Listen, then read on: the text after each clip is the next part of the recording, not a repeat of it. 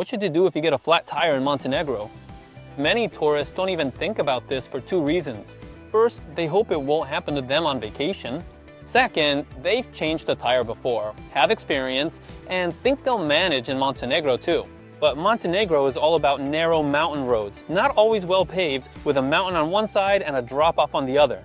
Today, here's a detailed guide for Montenegro, how to stop safely, diagnose a puncture, and what to do next. Plus, how to find a tire shop, useful phrases in Montenegrin, and prices. An important point, if you rent it from us and get a flat on the coast, you don't need to worry about a thing.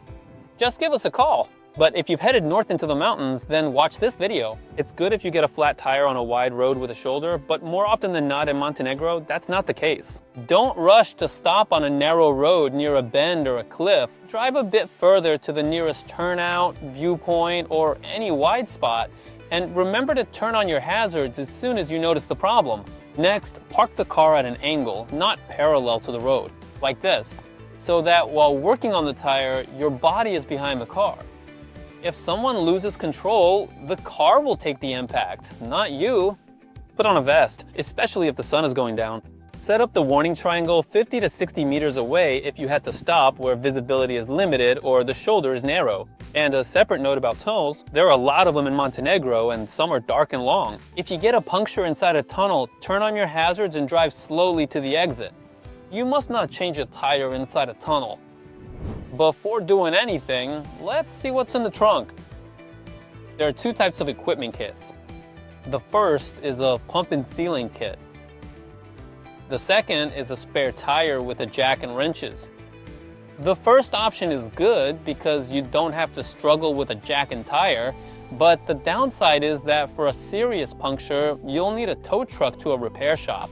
The second option is more work, but no matter where you are, you can get yourself out and drive to a tire shop.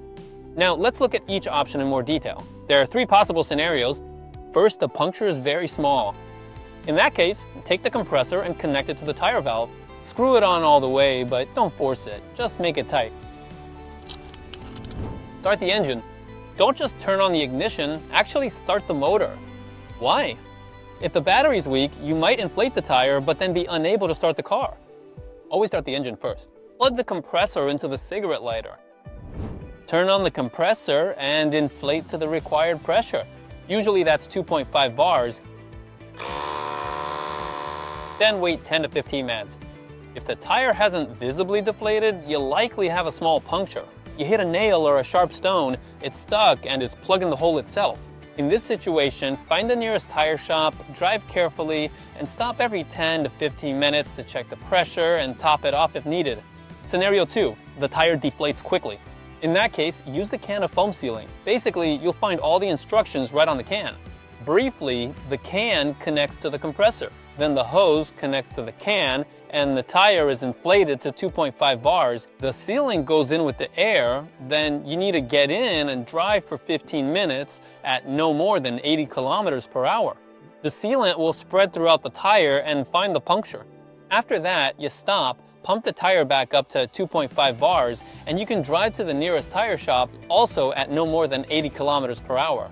But for the mountain switchbacks in Montenegro, even 50 kilometers per hour will be more than enough. And finally, the third scenario. If the tire is completely blown and won't hold air, we switch to the spare.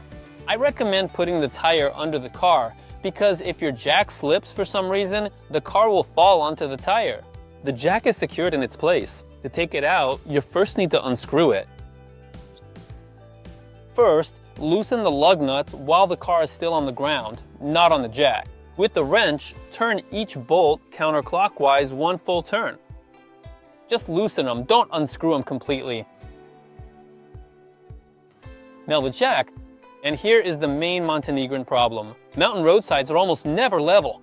Soft soil, uneven asphalt, gravel. If the jack is on an unstable or uneven surface, the entire vehicle could fall. Find a solid flat stone or a sturdy board to put under the base of the jack. This one will work just fine. Now, where do you place the jack? Only between these two notches under the side sill. Lift in the car. That's enough. Now, unscrew the bolts all the way.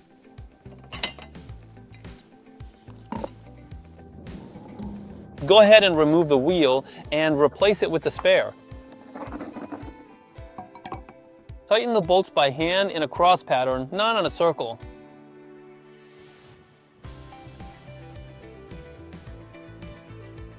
Now lower the car. You have to watch out because the tire, see, it's too wide, it's big. Make sure the tire doesn't hit anything. Now also tighten the bolts with a wrench in a cross pattern, but with force this time.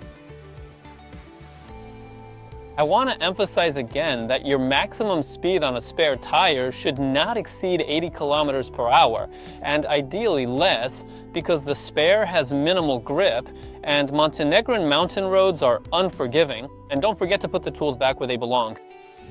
If it turns out you have no compressor, no sealant, and no spare, then you have no choice but to call a tow truck. On the screen, you can see the numbers for the service centers you can use. However, if you rented the car from us, just give us a call and we'll handle everything. A tire shop in Montenegro is called a vulcanizer, or you can search for auto service on Google Maps. In the video description, I've left a file with Google pins for trusted tire shops in Montenegro. Save it, just in case. And now, a few phrases in Montenegrin that might come in handy. Zdravo, probušio sam gumu I treba mi pomoć. Nalazim se ovde. Pošaljite, molim vas, šlep službu. Koliko košta? Hvala. Current prices are as follows. A puncture repair will cost about 10 euros, and a tire change and balancing, depending on the size, is 20 to 50 euros.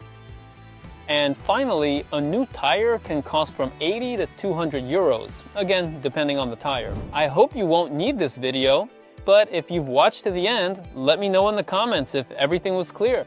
Ask your questions, or if not, subscribe to our channel and we'll see you in the next video.